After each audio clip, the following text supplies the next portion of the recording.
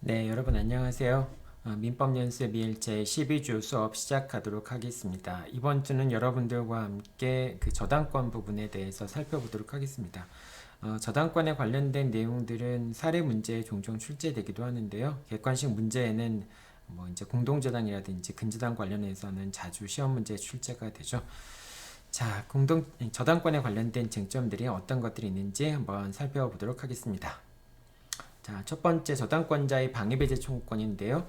저당권의 경우에는 213조의 소유물 방해배제 청구권, 소유물 반환 청구권하고 그 다음에 214조의 방해 제거 및 방해 예방 청구권 두 가지 중에서 213조는 준용이 되지 않고 214조만 준용이 되죠. 왜냐하면 저당권자는 목적물을 점유하는 자가 아니기 때문에 저당권자 스스로가 이제 저당 목적물의 반환을 청구할 수는 없기 때문에 그렇습니다.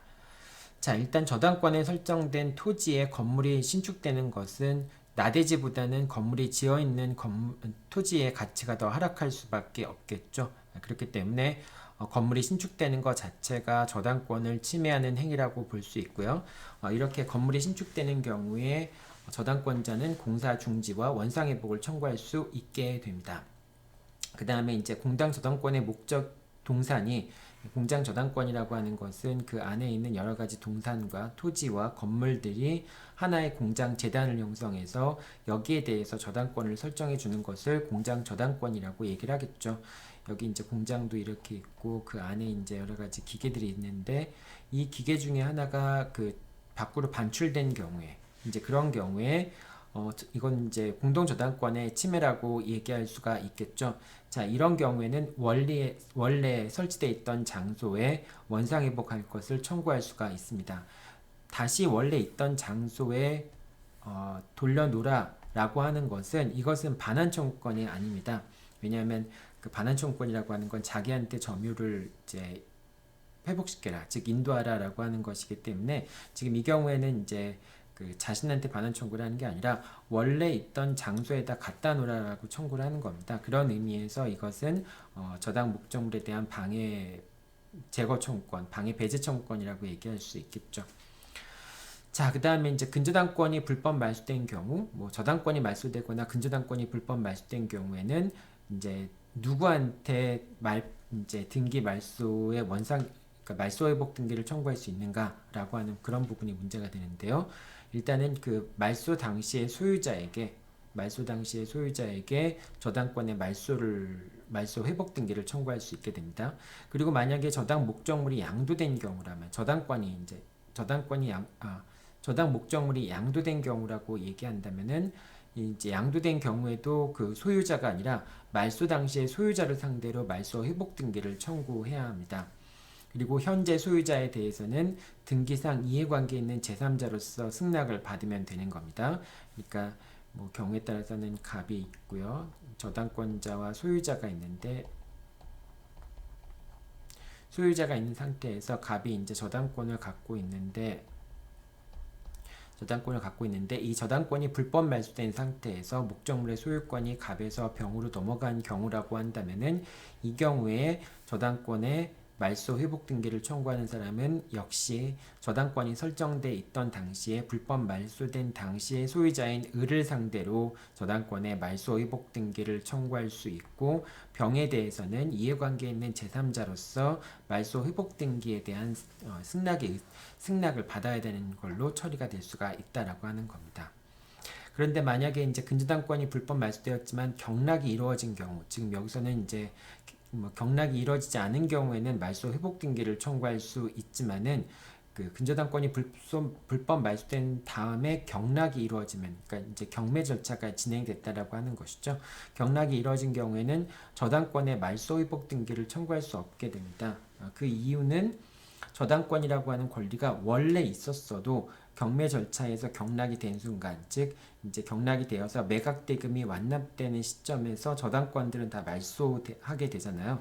그렇기 때문에 경락이 이루어진 경우에는 더 이상 이제 저당권의 말소 회복 등기를 청구할 수 없고 배당 이의해소를 제기하거나 아직 배당표가 확정되기 전이라고 한다면은 배당 이의해소를 제기하거나 배당받은 자를 상대로 해서 부당이득 반환을 청구할 수 있게 됩니다.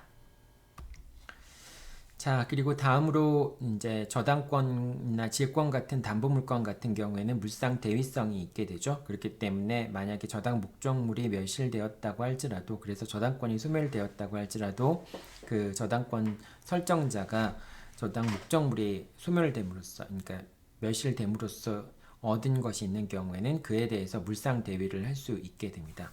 대표적으로 이제 이런 경우에 해당하는 것이죠. 갑이 저당권자이고요. 그 다음에 을이 저당권 설정자입니다.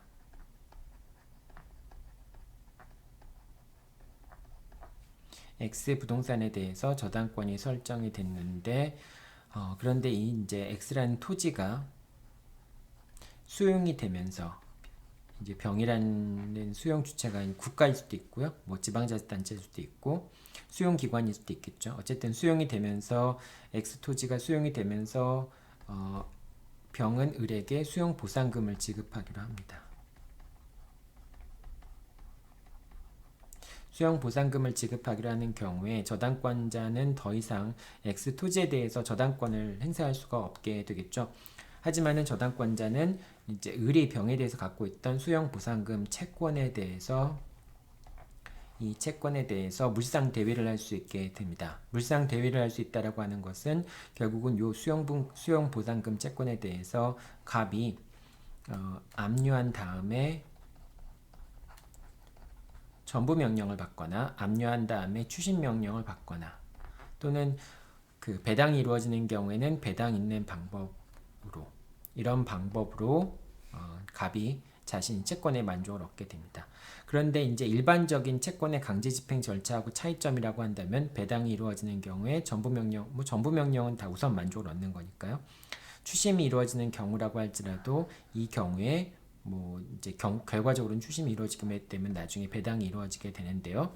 자, 이런 경우에 저당권자는 저당권자이기 때문에 물상 대위를 행사하는 갑은 저당권자이기 때문에 어떤 경우가 되었든 다른 채권자들에 비해서 보다 우선적으로 변제를 받게 된다라고 하는 겁니다.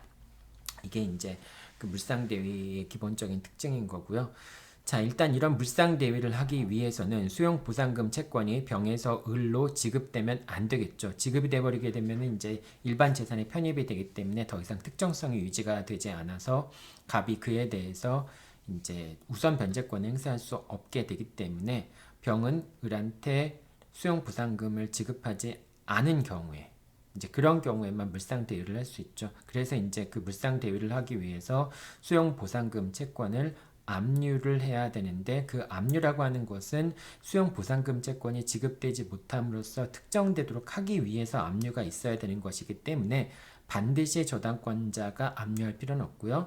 제3자가 그걸 압류해도 상관이 없다라고 하는 점도 여러분들 같이 기억해 두어야 합니다.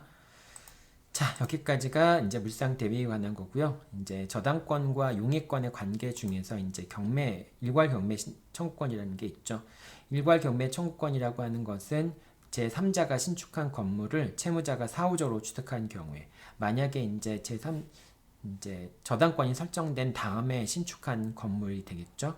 저당권이 설정된 다음에 신축한 건물을 채무자가 사후적으로 취득한 경우에도 이 경우에도 저당권자는 일괄 경매 청구권을 행사하는 것이 가능합니다. 자, 이 일괄 경매 청구권이라고 하는 것은 저당권 설정 전에 토지에 이제 토지의 저당권이 설정되었지만은 이제 저당권이 설정되기 전에 건물이 존재한다면은 당연히 이제 이 경우에는 일괄 경매 청구권이 문제가 되는 것이 아니라 이 경우에는 이제 366조의 법정지상권이 문제가 되겠죠. 그리고 저당권이 설정된 다음에 건물이 신축된다면은 신축된 경우라고 한다면은 이 경우에는 이제 366조의 법정지상권이 발생하지 않고요. 이 경우에는 이제 일괄 경매 청구권이 문제가 되겠죠.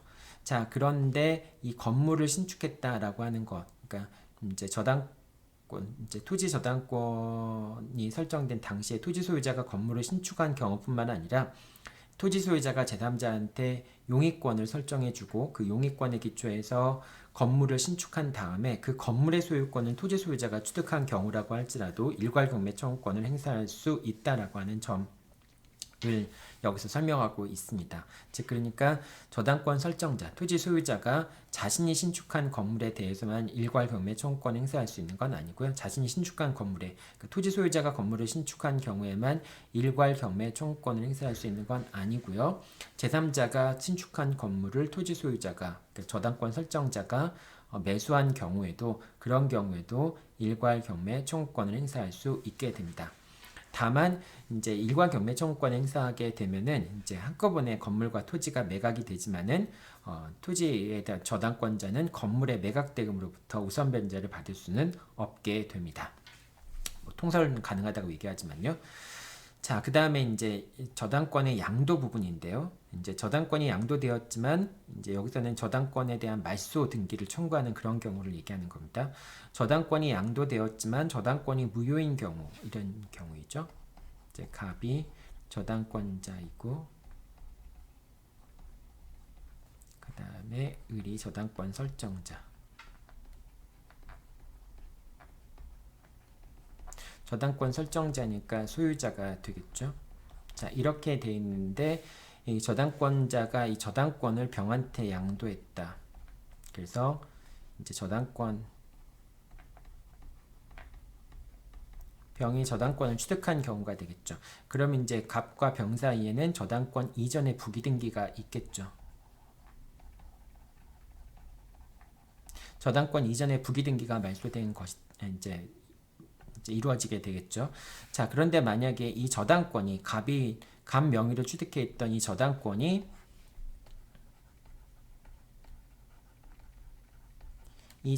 무효인 경우에 어떻게 말소를 청구하느냐라는 게 문제가 될 수 있는데요. 만약에 갑의 명의로 저당권이 남아있다라고 한다면은 을은 갑을 상대로 해서 저당권의 말소를 청구하면 되겠죠. 자, 그런데 갑이 저당권을 병한테 이전을 하고 병한테 이전에 부기등기를 해준 경우에 이런 경우에는 여러분들 꼭 기억해 둬야 되는 게 이때 을이 저당권을 말소하는 상대방은 병만이 저당권 말소 상대방이 됩니다. 말소의 상대방은 병이 된다라고 하는 점.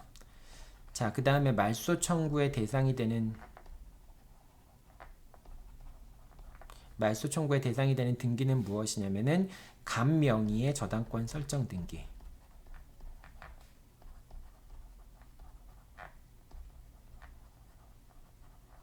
갑 명의의 저당권 설정 등기가 말소의 대상이 됩니다. 따라서 이 경우에는 이전의 부기등기 같은 것들은 말소 등기를 청구하지 않아도 상관없어요. 이 이전의 부기등기는 갑 명의의 저당권 설정 등기가 말소가 되면은 이제 직권으로 이전의 부기등기도 말소가 됩니다. 그렇기 때문에 을은 병을 상대로 해서 저당권의 말소를 청구할 수 있고요. 그 다음에 그때 이제 말소를 청구하는 것은 갑 명의의 저당권에 대해서 말소를 청구할 수 있게 됩니다. 자, 이거 설명한 거고요.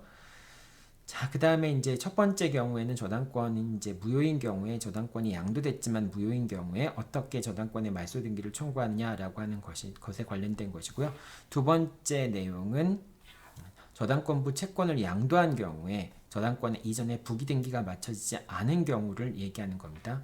자, 저당권부 채권이라고 한다면은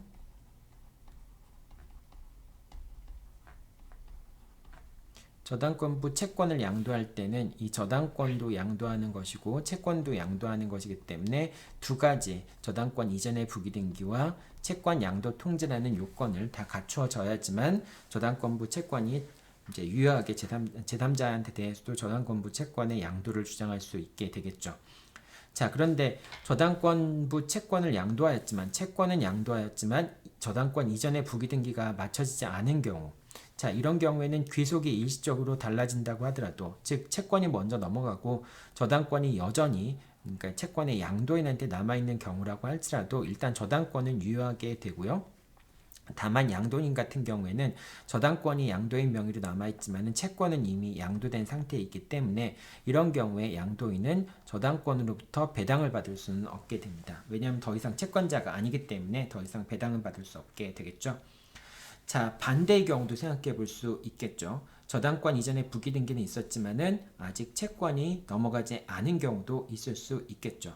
자, 이런 경우에 저당권의 양수인 같은 경우에는 경매 신청이 가능합니다. 왜냐하면 이제 저당권이라고 하는 등기부상에 저당권자로 기재가 되어 있으니까 그 기재가 되어 있는 상태로 법원에 경매를 신청하는 경우에 법원은 이제 경매 신청을 접수를 해주겠죠. 자, 그런데 이제 채무자가 채권 양도의 대항 요건을 갖추지 못했음을, 즉 이 저당권의 양수인 자체는 이제 경매를 신청할 수 있겠지만은 이 사람은 채권을 양수받은 사람이 아니기 때문에 채권자가 아니다라고 하는 주장을 할 수는 있게 됩니다. 그래서 이제 경매 절차를 무효화시킬 수 있다는 그런 의미가 되겠죠. 자, 여기까지가 저당권의 양도에 관련된 내용이었습니다. 다음에 이제 근저당권에 관련된 내용들 보도록 하죠. 근저당권에 관련돼서는 두 가지 쟁점 정도가 문제가 되는데요. 이제 근저당권에서 가장 많이 문제되는 것 중에 하나는 근저당권의 피담보 채권의 확정 시점입니다. 어느 시점에 근저당권의 피담보 채권이 확정되는가, 즉 결산기가 도래해서 이제 채권이 확정되는가, 이제 그게 문제가 될 수 있는 거고요. 또 하나는 이제 근저당권 같은 경우에 변제자 대위가 가능한가 여부가 문제가 될 수가 있습니다. 자, 먼저 근저당권 피담보 채권의 확정 시점인데요.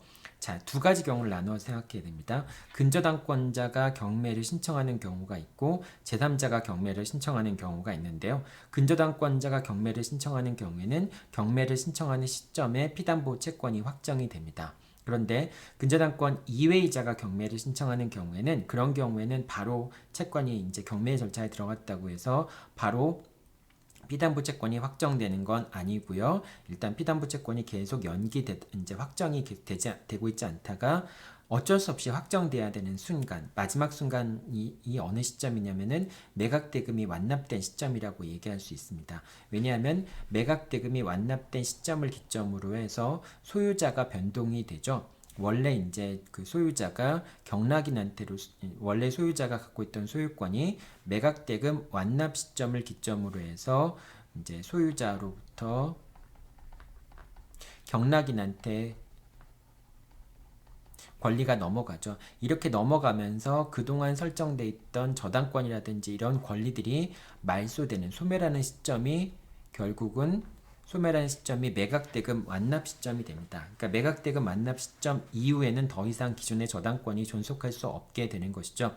그래서 이제 제3자가 경매를 신청하는 경우에는 계속 근저당권의 피담보 채권 확정을 미뤄주다가 어쩔 수 없이 더 이상 미룰 수 없는 시점까지, 그 시점이 매각대금 완납 시점이 되겠죠. 매각대금 완납 시점이 오면은 그 시점에 피담보 채권이 확정된다라고 생각하면 됩니다. 그러니까 이제 그 근저당권자 스스로가 경매를 신청하는 경우와 그 다음에 제3자가 경매를 신청하는 경우 두 가지를 나누어서 피담보 채권의 확정 시점을 판정하면 되겠습니다. 자, 그 다음에 근저당권과 변제자 대위인데요.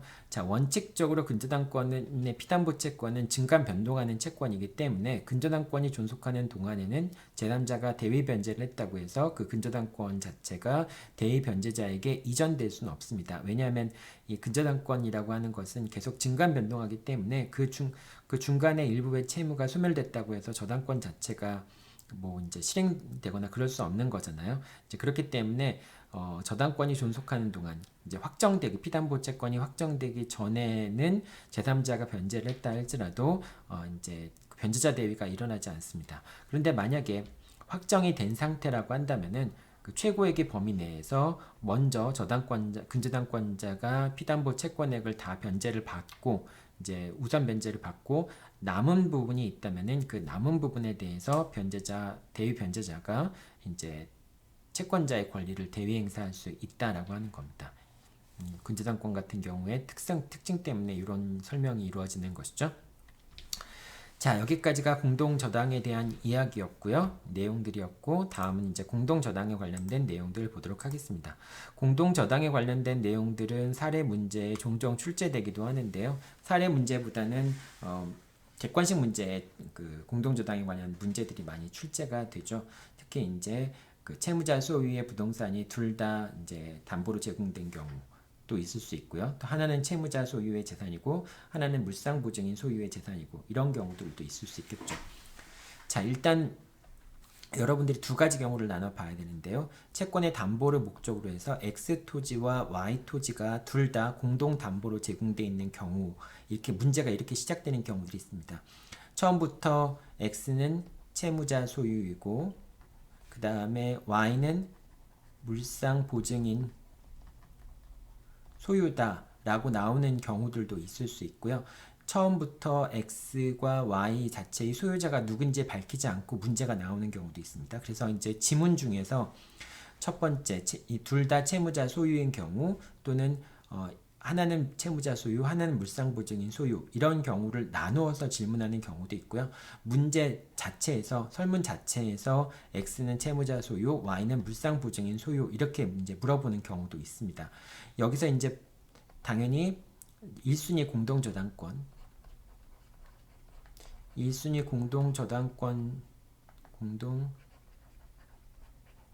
공동저당권자가 있을 텐데 여기에 이제 2순위가 있겠죠. 그 다음에 Y에도 1순위가 있고 2순위가 존재를 하겠죠. 자, 이런 식으로 해서 이제 보통 이런 걸 모델로 삼아서 문제가 계속 여기서 이제 물어보는 식으로 진행이 됩니다. 그러니까 여러분들이 요 각각의 경우에 X가 채무자 소유이고 Y가 물상보증인 소유인 경우에 1순위, 2순위 또 이제 1순위, 2순위가 있는 그런 경우를 상정해서 여기 1순위는 다 공동저당권자니까 같을 수밖에 없죠. 요 1순위와 요 1순위는 같을 수밖에 없죠. 이런 경우에 이제 사안을 조금씩 변형시켜 가면서 질문을 한다라고 생각하면 됩니다. 자, 그런데 만약에 이게 채무자 소유이고 이게 물상보증인 소유인 경우에는 변제자 대위가 문제가 되죠. 만약에 이게 둘 다 채무자 소유인 경우에는 X 부동산에 또는 Y 부동산에 설정돼 있던 그 저당권의 2순위 저당권자들은 공동저당의 후순위 저당권자 대위를 할 수 있죠. 그래서 일단 채무자 물상보증인 하면은 여기서 발생하는 문제는 변제자 대위의 문제가 발생하는 것이고요. 만약에 둘 다 채무자 소유라고 한다면은 이 경우에는 이제 그 공동저당의 후순위 저당권자의 이제 후순위 저당권자 대위가 문제가 된다라고 여러분들이 생각하면 되겠죠. 자, 그렇기 때문에 이제 공동저당을 공부할 때는 항상 변제자 대위를 같이 놓고 공부할 수밖에 없습니다. 자, 변제자 대위 같은 경우에는 변제자 대위 요건이 갖춰지면 채권자가 갖고 있던 권리와 채권과 그에 부속된 권리, 이제 담보권 같은 것들이 되겠죠. 이제 보증 채권이라든지 또는 저당권 같은 권리가 변제자에게 이전이 되는 것이고요. 법정 대위의 경우, 이제 변제할 정당한 이익이 있는 경우라고 얘기하죠. 변제할 정당한 이익이 있다라고 하는 얘기는 변제하지 않으면 채권자로부터 집행을 당하거나 또는 변제하지 않으면 변제하지 않으면 채권자로부터 집행을 당하거나 또는 변제하지 않으면 채무자에 대한 권리를 상실하는 사람을 변제할 정당한 이익이 있는 자라고 얘기를 하죠.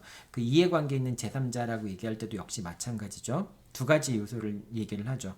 그래서 이제 변제하지 않으면은 채권자로부터 집행을 당하는 자 또는 변제하지 않는 경우에는 채무자에 대한 권리를 상실하는 자, 후순위 저당권자 같은 사람이 그런 사람들이 되겠죠. 아니면 이제 그 채무자로부터 부동산을 매수한 사람, 그런 사람 같은 경우에도 변제하지 않으면은 경매가 실행이 되어서 채무자로부터 그러니까 부동산을 소유권을 취득할 수 없는 그런 자이기 때문에 역시 이해관계 있는 제3자라고 얘기할 수 있겠죠.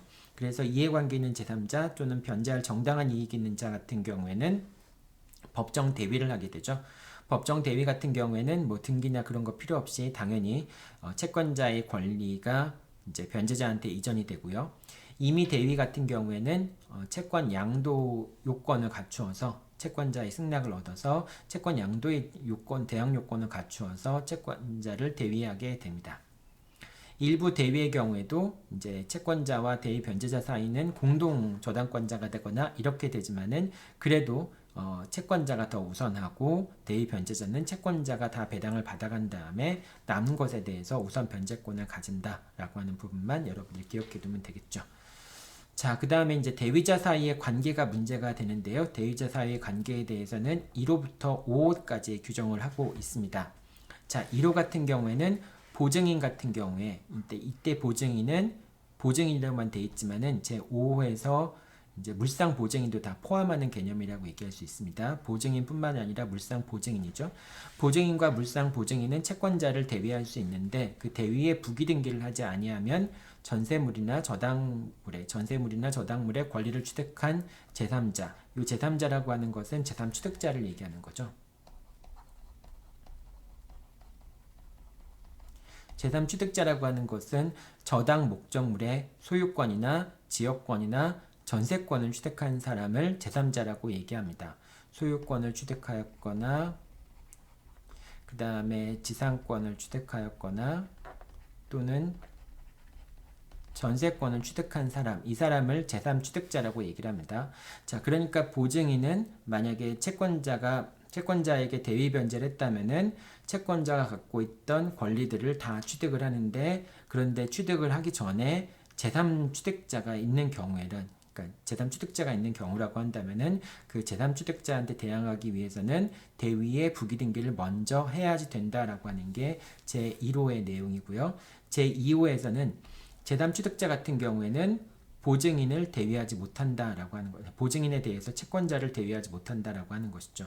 즉 제3취득자가 있는 경우에는 제3취득자가 변제를 했다 할지라도 채권자가 갖고 있는 보증 채권이나 또는 물상 보증인에 대한 저당권을 제3취득자가 대위하지 못한다라고 하는 것이 되겠죠.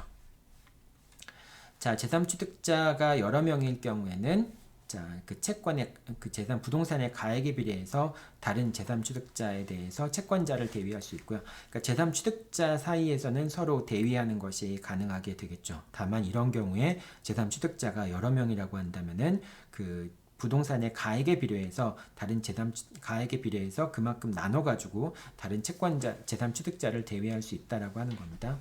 그리고 이 3호의 규정은 물상 보증인이 여러 명 있는 경우에도 그대로 적용이 됩니다. 보증인 같은 경우에는 그 보증인의 인원수별로 나누어서 예를 들면 이렇게 되는 거죠. 갑이 있고요. 을이 채무자인데 보증인이 병 1, 병 2, 병 3이 있어요. 그럼 이제 갑은 병 1에 대해서, 병 2에 대해서, 병 3에 대해서 보증채권을 갖고 있겠죠. 그리고 뭐 예를 들면 을은 자신의 X의 부동산을 이제 저당권을 설정해 주었다라고 하는 경우에 병 1이 변제를 한다라고 한다면은 그럼 병 1은 변제자로서 갑이 을에 대해서 갖고 있던 채권과 X에 대한 저당권을 취득하게 되고요. 그 다음에 갑이 병 2와 병 3에 대해서 갖고 있던 보증 채권도 취득할 수 있죠. 하지만 이 보증인이 여러 명 있는 경우에는 전액 가지고 이제 그 보증 채권을 취득하는 것이 아니라 3명이니까 3분의 1씩. 그래서 만약에 병이 갚은 금액이 3천만 원이다 라고 한다면은 그럼 병 1은 을에 대해서 3천만 원의 구상금 채권을 취득하고 그 다음에 갑이 을에 대해서 갖고 있던 피담보 채권 그 다음에 X 저당권을 취득할 뿐만 아니라 갑은 병 2와 병 3에 대한 보증 채권 이것을 3분의 1 범위 내에서 그러니까 각각 1,000만 원씩이 되겠죠. 1,000만 원 범위 내에서 병 2에 대한 보증 채권 1,000만 원 범위 내에서 병 3에 대한 보증 채권을 취득하게 됩니다. 그러니까 이제 결과적으로 병 1이 취득하는 권리는 첫 번째 을에 대한 채권이 될 테고요. 그 다음에 X에 대한 저당권을 취득하게 될 거고요. 그 다음 두 번째로는 병 2에 대한 1,000만 원 상당의 보증채권, 그 다음에 병 3에 대한 1,000만 원 상당의 보증채권을 변제자 대위에 의해서 취득하게 되겠죠. 그게 이제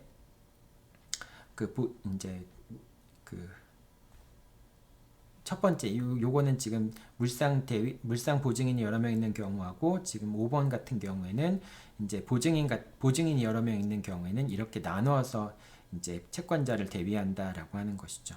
만약에 이렇게 보증인이 여러 명 있을 뿐만 아니라 물상 보증인도 여러 명 있는 경우에는 일단은 먼저 물상 보증인과 보증인의 인원수별로 나누어서 각자 부담할 부분을 정한 다음에 그 다음에 물상 보증인이 여러 명 있으면은 그 사람들을 다 합쳐서 물상 보증인 간에는 다시 인원수별로 나누는 것이 아니라 목적물의 가액 비율로 나누게 된다. 이게 이제 5번에 나와 있는 것이죠.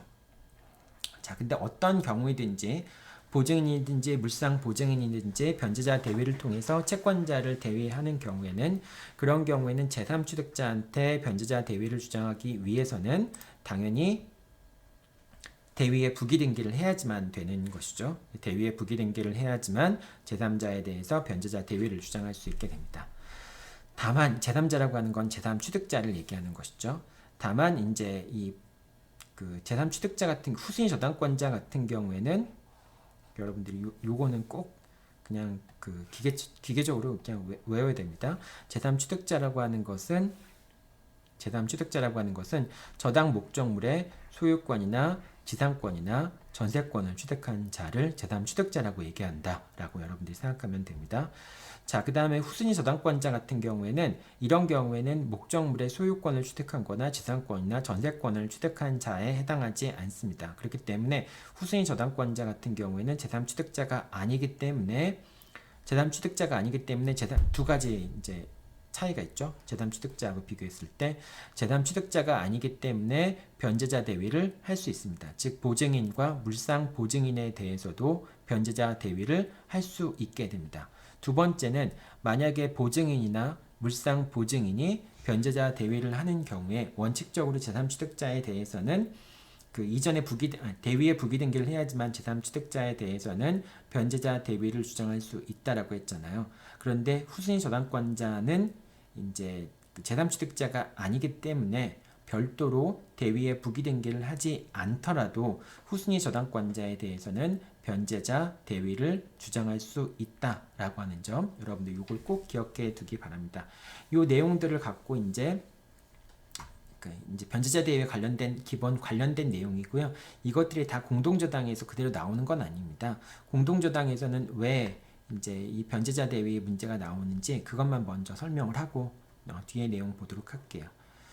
자, 공동저당 같은 경우에 만약에 이제 갑이 을에 대해서 채무를 갖고 있고 병이 물상 보증인이다 라고 했을 경우에 X 부동산을 담보로 제공하고 Y 부동산을 담보로 제공했을 경우에 자, 이런 경우에 만약에 갑이 Y 부동산에 대해서 먼저 경매를 신청해 버리면은 그러면은 이제 결국은 병이라는 물상 보증인이 자신의 재원으로 채권자한테 대신 변제한 것이 결과가 되는 것이죠. 자, 그렇게 되면 병이라는 사람은 물상 보증인으로서 을에 대해서 구상권을 취득하게 되고요. 이 구상권을 담보하게 한 목적으로 갑이 을에 대해서 갖고 있던 채권과 그 다음에 X에 대한 저당권을 대위할 수 있게 됩니다. 변제자 대위할 수 있게 되는 것이죠. 그래서 이 경우에 이제 물상 보증인 공동저당을 제공했던 물상 보증인 병은 채권자를 대위해서 X 부동산에 대한 저당권과 갑이 을에 대해서 갖고 있던 채권을 취득하게 된다. 이런 의미에서 이제 변제자 대위가 되는 것이죠. 그리고 만약에 이 Y 부동산에 대해서 뭐 제2순위 이순위 저당권자가 있었다고 한다면은 이 2순위 저당권자는 병의 물상 대위권 행사에 대해서 이제 병이 변제자 대위를 통해서 취득한 권리에 대해서 이제 제2순위 저당권자는 물상 대위를 할 수 있게 되죠. 물상 대위를 할 수 있게 됩니다. 자, 이런 내용들이 이제 변제자 대위에 관련돼서 나오는 문제이죠. 자, 변제자 대위 공동저당에 있어서 변제자 대위 문제가 나오려면은 하나는 채무자 소유의 부동산이고 하나는 물상 보증인 소유의 부동산인 경우에 그런 경우에 이제 변제자 대위에 관련된 문제가 나오게 되겠죠. 자, 만약에 둘 다 채무자 소유의 부동산이라고 한다면은 이 경우에는 변제자 대위의 문제는 발생하지 않고 368조의 후순위 저당권자의 대위 문제만 발생을 하게 됩니다.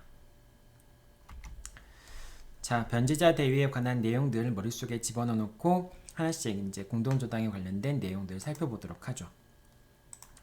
자, 첫 번째로 공동저당은 두 가지 경우를 나눠 봐야 되겠죠. 공동저당 목적물이 모두 채무자 소유인 경우와 그 다음에 공동저당의 목적물이 하나는 채무자 소유, 하나는 물상부증인 소유인 경우를 살펴보도록 하겠습니다. 자, 공동저당물이 모두 채무자 소유인 경우에는 이 경우에는 이제 변제자 대위에 문제가 발생하는 건 아니고요. 368조의 후순위 저당권자 대위가 문제가 되겠죠. 2항에서 규정된.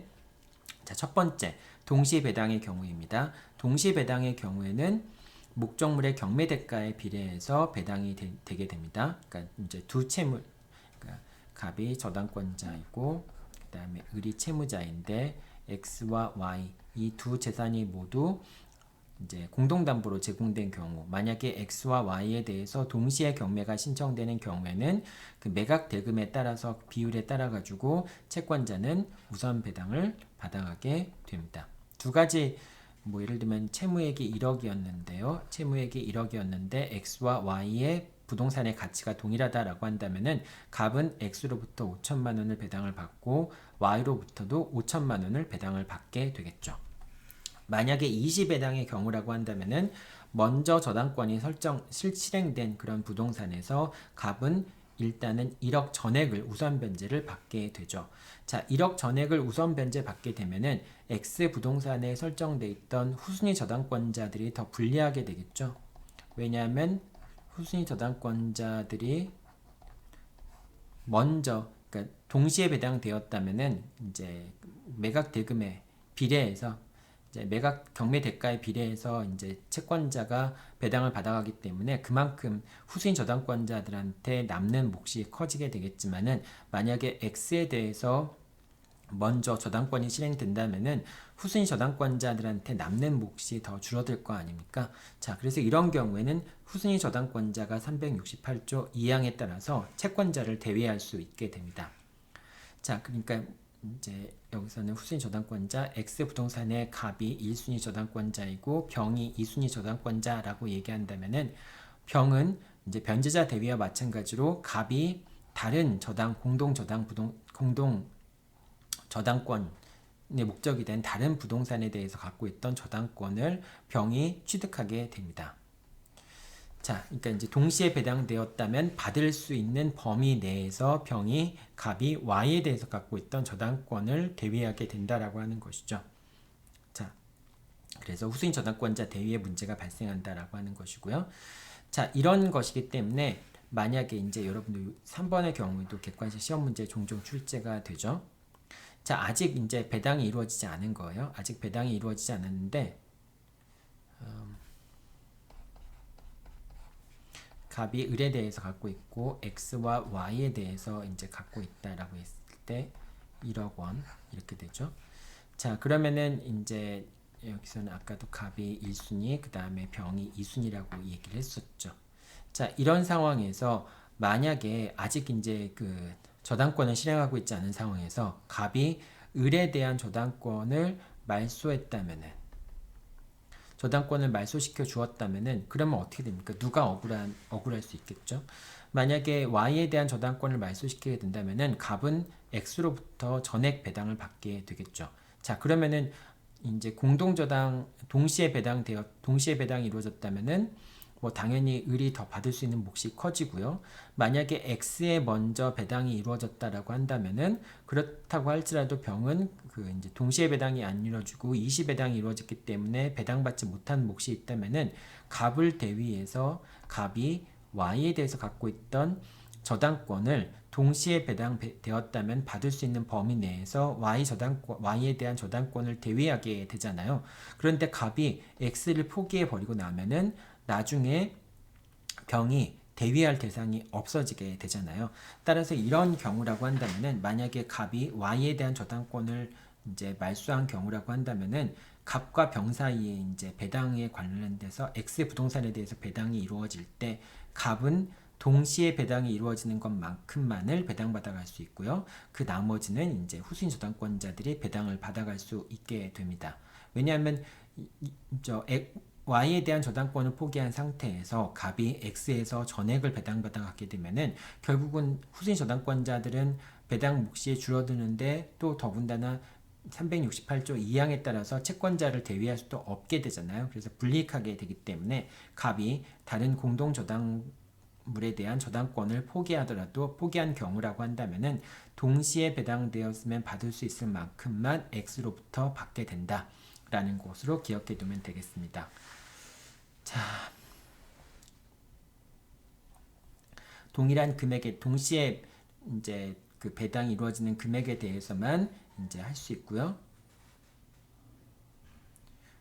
그 부분 내에서는 이제 당연히 이거는 후순위 저당권자 대위를 할 수 없잖아요. 왜냐하면 다른 목적물이 사라졌기 때문에 후순위 저당권자 대위를 할 수 없음을 이유로 해서 이런 경우에는 동시에 배당이 이루어지는 것과 마찬가지로 채권자가 이제 후순위 저당권자가 이제 동시에 배당되는 것과 동일한 금액을 받아가라라고 해서 그렇게 주장을 할 수 있게 되고요. 그렇기 때문에 이 경우에 채권자는 그 남은 저당물에 대해서는 그 동시에 배당이 이루어지는 경우와 마찬가지인 그런 금액만을 우선 변제 받게 된다라고 하는 점입니다. 요 3번 내용들은 여러분들 잘 기억하고 있어야 되겠죠?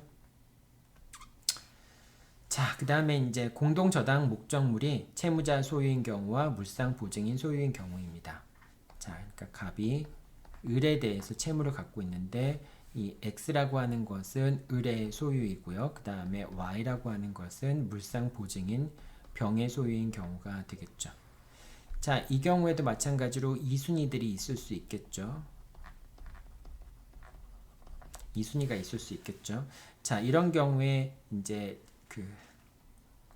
하나는 채무자 소유, 하나는 물상 보증인 소유인 경우에 만약에 동시에 배당이 이루어진다면은 아까 동시에 배당이 이루어지는 경우에는 목적물의 경매 가액에 비례해서 이제 경매 가액 대가에 비례해서 이제 배당이 이루어진다라고 했잖아요. 근데 그때는 이제 둘 다 채무자 소유인 경우에 그런 것이고요. 만약에 하나는 채무자 소유, 하나는 물상 보증인 소유라고 한다면은 먼저 채무자 소유의 부동산에서 먼저 배당이 이루어져야 되겠죠. 그래서 X로부터 일단 배당을 다 받아간 다음에 그래도 이제 배당을 받지 못한 부분이 있다면은 그때 비로소 남은 범위 내에서 Y로부터 배당을 받아간다라고 하는 겁니다. 자, 그 다음에 이제 채무자 이시배당의 경우, 이게 동시배당의 경우에 그런 거고요. 이시배당의 경우에 채무자 소유의 부동산에 설정된 저당권이 먼저 실행되는 경우.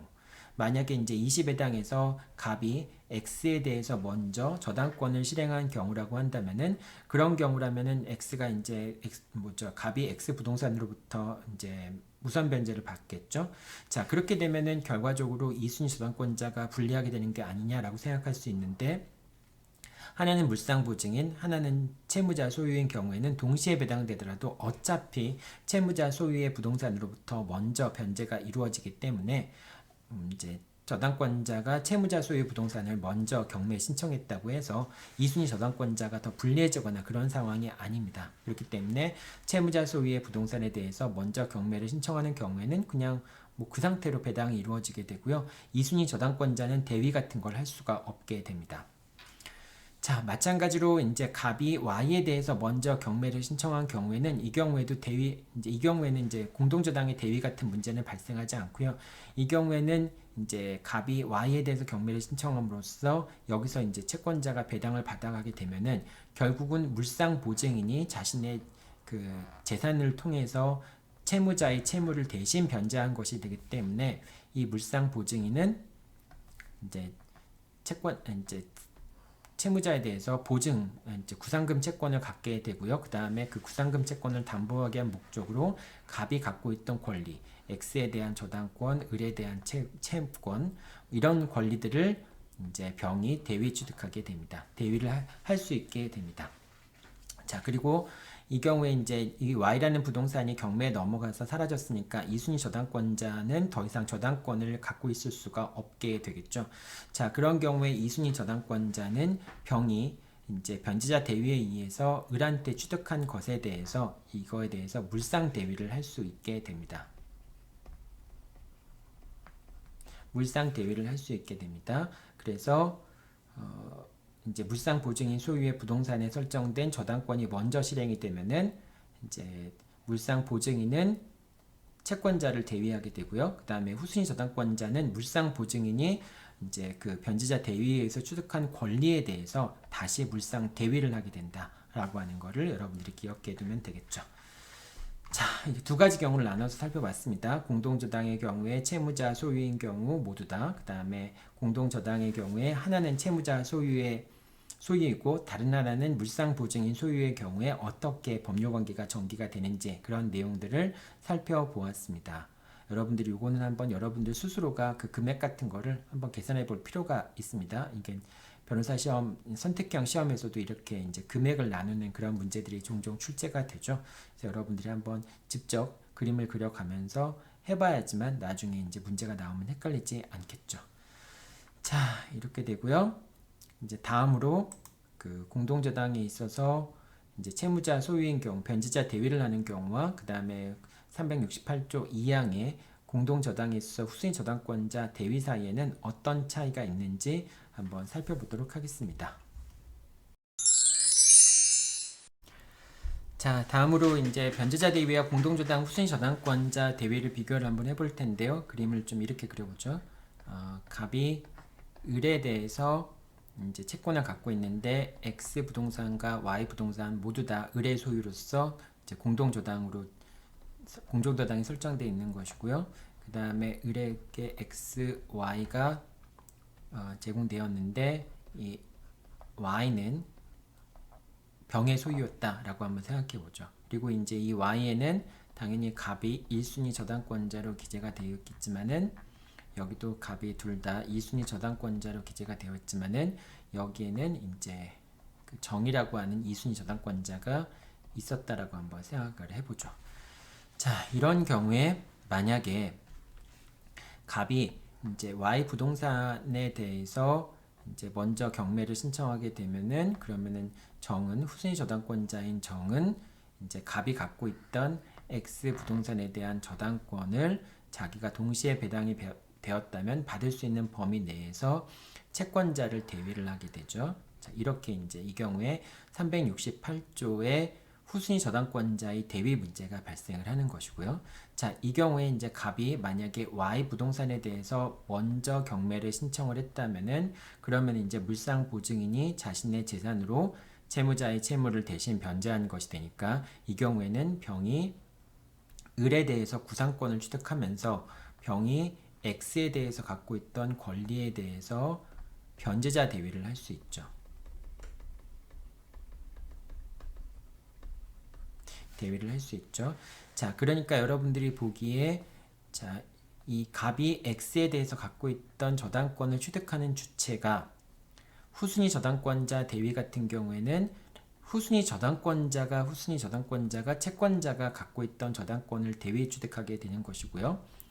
이 변제자 대위 같은 경우에는 물상 보증인이 이제 Y의 소유자인 물상 보증인이 X에 대해서 갖고 있던 저당권을 변제자 대위 규정에 의해서 취득한다라고 하는 점입니다. 정이 취득하는 게 아니에요. 병이 취득하는 겁니다. 이런 점에서 좀 다 차이가 있다라고 하는 걸 여러분들이 기억을 해둬야 되겠죠. 그러니까 다시 한번 얘기를 하면은 368조의 저당권에 있어서는 368조 2항의 대위에 있어서는 후순위 저당권자가 대위를 하는 것이고요. 그 다음에 이제 물상 보증인 소유의 부동산에 대해서 공동저당으로 제공된 물상 보증인 소유의 목적물에 대해서 먼저 경매가 이루어진 경우에는 물상 보증인이 변제자 대위 규정에 의해서 채권자가 다른 공동저당물에 갖고 있던 저당권을 취득하게 된다. 그 다음 나중에 이제 정이 여기에 대해서 물상 대위를 하게 되겠죠. 자, 어쨌든 그렇지만은 이제 갑이 갖고 있던 권리를 취득하는 게 여기서는 후순위 저당권자이고 이 이제 물상 보증인 같은 경우에는 물상 보증인이 갑이 X에 대해서 갖고 있던 저당권을 대위 취득하게 된다라고 생각하면 됩니다. 하나씩 보죠.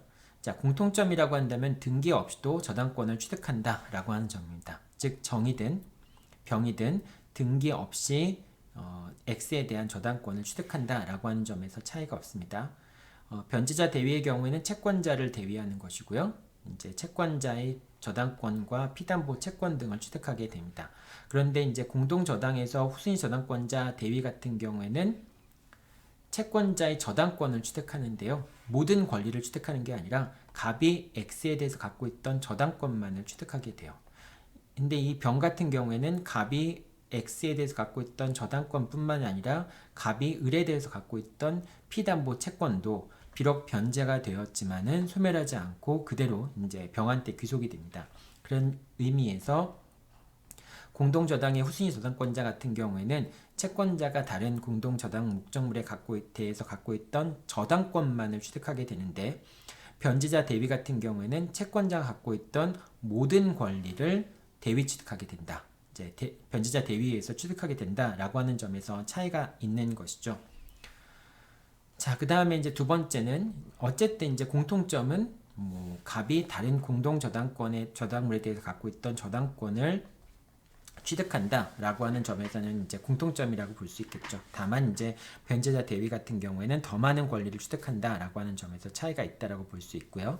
자, 이렇게 되고 그 다음에 이제 당연히 이제 등기 없이도 취득하게 되는데, 만약에 저당권이 말소되면은 이제 갑이 X에 설정돼 있던 저당권을 말소해주거나 이런 경우라고 한다면은 지금 저당권자는 병이고 정이 되는 거죠. 이제 위의 경우에는 사례 1의 경우에는 위에 있는 사례 같은 경우에는 정이 저당권자가 됐기 때문에 갑은 더 이상 X 부동산에 대한 설정되어 있는 저당권을 말소할 수 있는 그런 권리가 없죠. 저당권자가 아니니까. 따라서 정은 저당권이 불법 말소된 경우에는 말소 당시의 소유자인 갑을 상대로 해서 말소 회복 등기를 청구할 수 있게 됩니다.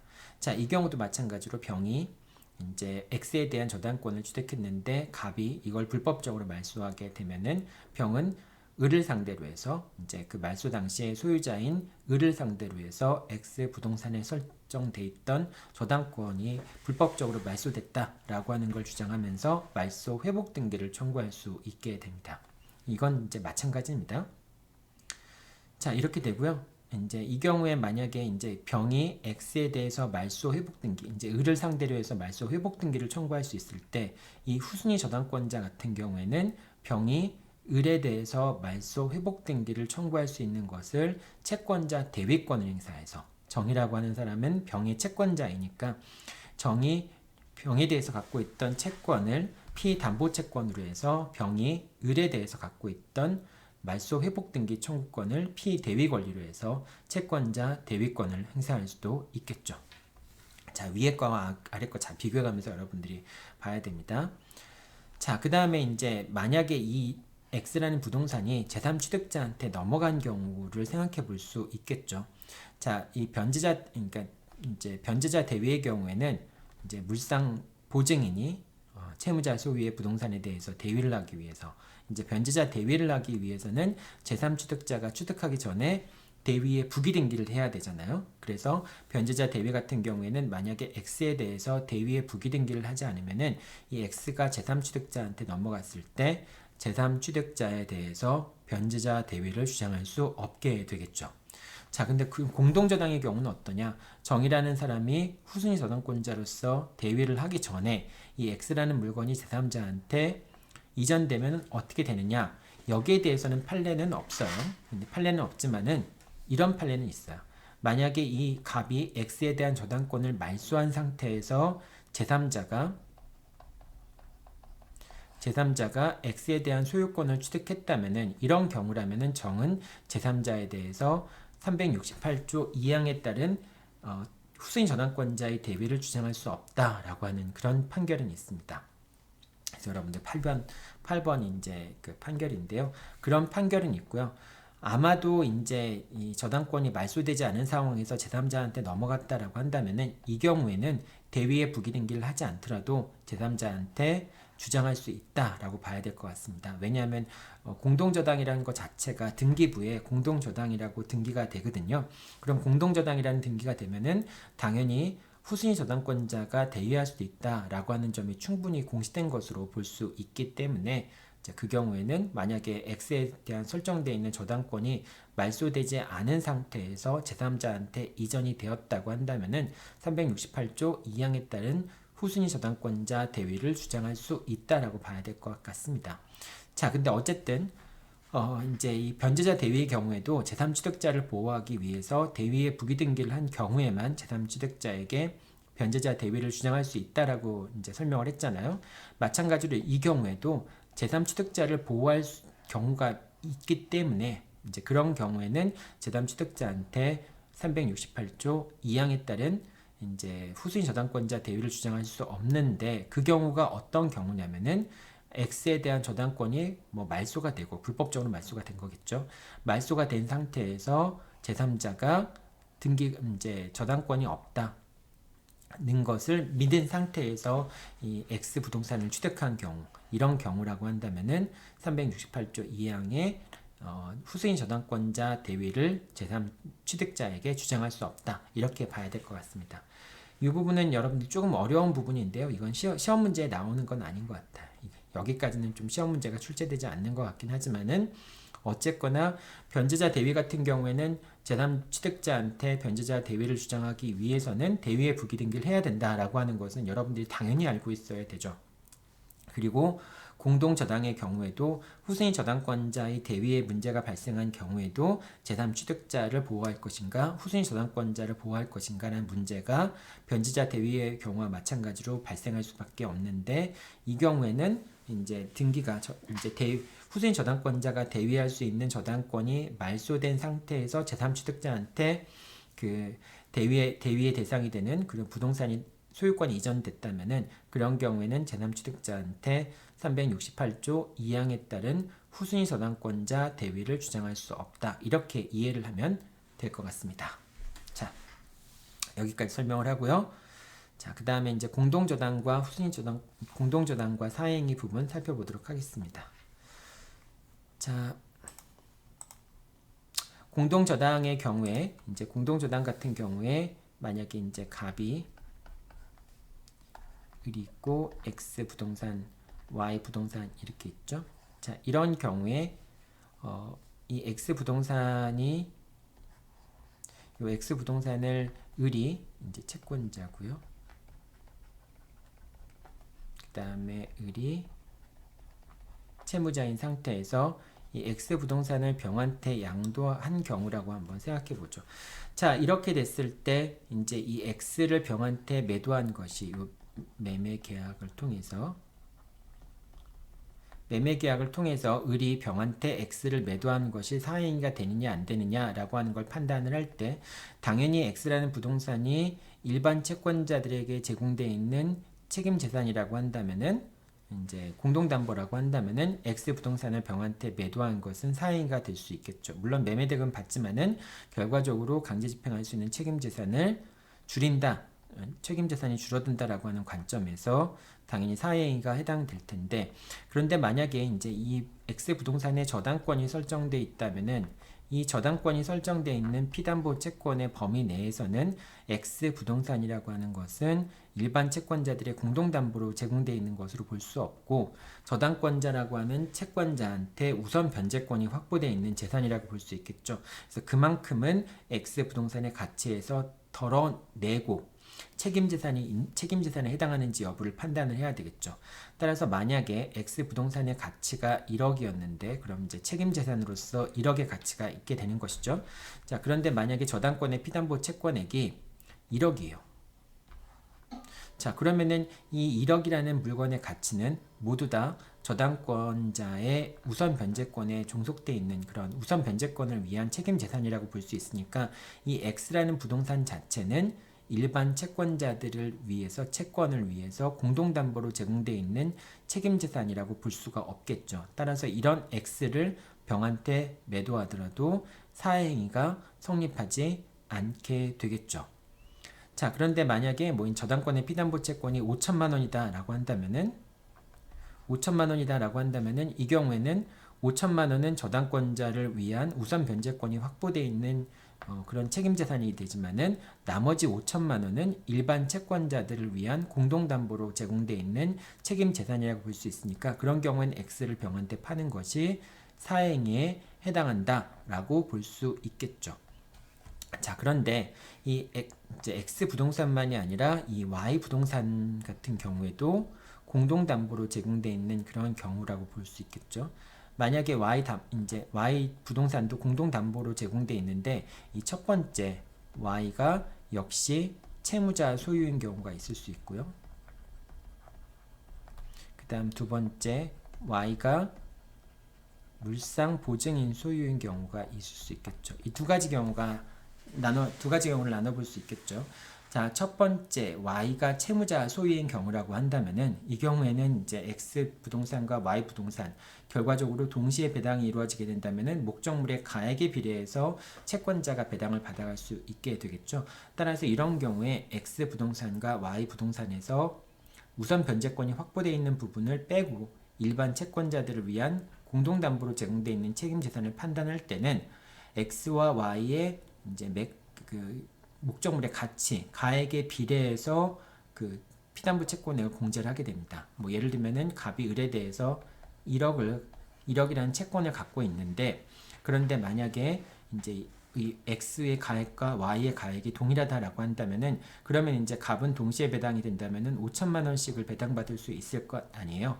자, 그러면은 이제 이 X라는 가치에서 X라는 가치가 1억이라고 한다면은 5천만 원만큼 동시에 배당되었다면은 이제 갑이 X로부터 받아갈 그 액수인 5천만 원만큼을 재산에서 공제를 하고 남는 책임 재산이 있는지를 판단을 하게 됩니다. 근데 이제 이 X의 가치가 1억이라고 했으니까 여기서 5천만 원을 공제하면은 5천만 원이 남게 되죠. 5천만 원이 일반 채권자들을 위한 책임 재산이라고 볼 수 있겠죠. 자, 그렇기 때문에 이런 경우에는 X를 병한테 파는 것이 사행위에 해당됩니다. 자, 그런데 만약에 이 Y라는 부동산이 물상 보증인 소유였다라고 한다면은 이게 동시에 배당이 이루어지는 경우에도 가액에 비례해서 배당이 이루어지는 것이 아니라 채무자 소유인 X 부동산에 대해서 먼저 채권자가 우선 변제를 받아가게 되고요. 남는 것이 있을 때 Y로부터 배당을 받아가게 되는 것이죠. 따라서 만약에 이게 X가 채무자 소유이고 Y가 물상 보증인 소유이다 라고 한다면은 먼저 피담보채권액 전액을 X 부동산에서 공제를 해야 되겠죠. 자, 그런데 아까 X 부동산이 1억이라고 한다면은, 그리고 갑이 을에 대해서 갖고 있던 채권액이 1억이라고 한다면은 동시에 이제 경매가 신청이 되었다 할지라도 갑은 X로부터 1억을 배당을 받겠죠. 우선적으로. 그래도 못 받는 게 있다면 이제 물상 보증인 소유의 부동산에서 받게 되는 거고요. 자, 이렇게 되면은 X라는 부동산은 지금 가치가 1억인데 채권자가 그 X라는 부동산에 대해서 1억의 우선 변제권을 갖고 있는 거잖아요. 그러니까 X라는 부동산은 일반 채권자들을 위한 일반 채권자들에게 공동담보로 제공되어 있는 책임재산이라고 볼 수 없겠죠. 자, 그렇기 때문에 그 경우에는 이제 을이 X 부동산을 병한테 매도했다라고 할지라도 사행에 해당하지 않는다라고 볼 수 있겠죠. 왜냐하면 이 X라는 것에 대해서 일반 채권자들이 받아갈 수 있는 몫이 없으니까. 따라서 이게 이제 X와 Y 공동담보로 제공된 경우에 이제 사행위 여부를 판단하기 위해서 얼만큼을 책임재산으로부터 빼내야 되느냐라는 부분을 검토할 때 그것이 공동담보로 제공되어 있는 것이 이제 채무자가 공동담보로 제공한 것이냐 또는 Y는 물상보증인이 공동담보로 제공한 것이냐에 따라서 공제되는 금액이 달라진다라고 하는 점입니다. 이제 그와 관련해서 사행위가 문제가 될 수 있다라고 하는 점인 거죠. 자, 일단 여러분들 이제 사행위 여부 판단할 때 그 공제하는 금액들, 뭐 피담보 채권 같은 경우에는 우선 변제권이 확보되어 있는 범위 내에서 피담보 채권액을 제외하고 나머지를 피담보 채권액으로 봐야 된다라고 하는 거. 또 책임재산의 감소 여부를 판단할 때도 우선 변제권이 확보되어 있는 범위 내에서는 그것만큼을 책임재산에서 빼줘야 되는 거가 있죠. 이 두 가지 이제 피담보 채권을 우선 변제권이 확보되어 있는 피담보 채권을 제외하는 것. 또 이제 책임 재산 중에서도 우선 변제권이 확보되어 있는 부분만큼을 제외하는 것. 이 두 가지 제외가 있는데 이 두 부분에 대해서는 이제 사행위가 성립될 당시를 기점으로 해서 판단을 하게 되잖아요.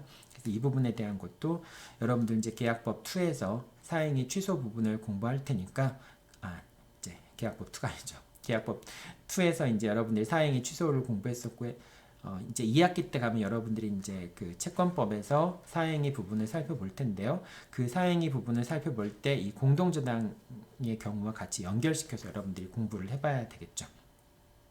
내가 지금 여러분들이 이제 2학년인데 1학년이랑 착각을 했었어요. 네. 어쨌든 이제 우리가 그 2학기 때는 채권법에 관련된 그런 이제 민법 연습들을 할 텐데 그때 이제 사행위 부분들을 공부할 거예요. 그때의 내용들과 지금 이제 공동저당에 있어서 이 이제 각 부동산이 부담하는 채무액의 범위, 우선 변제를 받을 수 있는 범위 이런 것과 같이 연결을 시켜서 여러분들이 공부를 해야 되겠죠. 자, 여기까지 여러분들과 함께 이제 오늘 중요한 내용들 살펴보았습니다. 뒤에 판결들은 여러분들 오늘 설명한 내용들을 좀 정리해 놓은 판결들이니까요. 여러분들이 한번 시간 날 때 각각의 판결들의 내용들을 한번 읽어보면 좋을 것 같습니다. 자, 이상에서 제12주 쟁점 정리, 제11회 시험이죠. 12주 쟁점 정리 마치고요. 여러분들 시간을 정해서 연습 사례 문제 풀어보도록 하기 바랍니다. 네, 여러분들 수고 많았습니다.